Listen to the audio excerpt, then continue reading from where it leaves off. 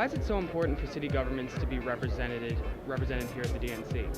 I think it's very clear that we're part of the U.S. Conference of Mayors, and if you look, the majority of the population in this country are in cities, the majority of jobs that are created are in cities, and the majority of GDP in states are in cities. So both parties, Democrat and Republicans, understand that if you want job creation, if you want to get this country back on track, cities are going to play a critical role. And it's important for us as mayors to be active and be engaged at both Republican and Democrat conventions. We were able to do that.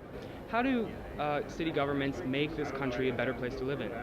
Well, first and foremost, we care about public safety, we care about job creation, and we care about education.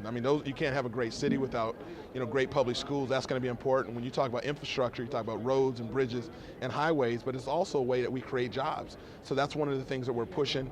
And then mayors, and this is government at the state and national level, is to make sure your citizens are safe and secure. So those are the three big areas of focus for us. What does President Obama need to say, and what do you think this convention needs to do to really rile up the base, but also rile up those independent voters to come out and support him like they did 4 years ago? I think most people realize that over the last 3 years, he has been very busy governing. Recently, he's been on the campaign trail, and I think most people know when he's on the campaign trail, there's nobody more inspiring than President Obama. He's going to make a major speech on Thursday, but on Tuesday, you're going to hear the First Lady speak. On Wednesday, you're going to hear President Clinton speak and a host of other people. And they're letting the independents know that you have a choice, a stark contrast between the Republican and the Democratic Party. We believe very strongly that President Obama needs another 4 years. He's at the halftime, and we're going to do everything that we can to get reelected. And for anybody who asks the question, are we better off? We are absolutely better off than we would have been had President Obama not been president over the last 4 years. And lastly, Mr. Mayor, you've been noted as one of the president's top surrogates on the campaign trail. And recently, Talking Points Memo called you the next Cory Booker, who's obviously a huge superstar in the party. What do you think of that simulation? I'm the next Cory Booker? I'm older than him. How does that work?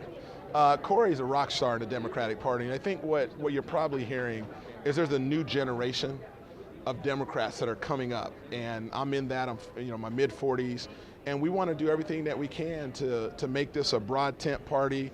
We want to make this a party that our core values connect to not only Democrats, but we're talking a lot about bipartisan issues.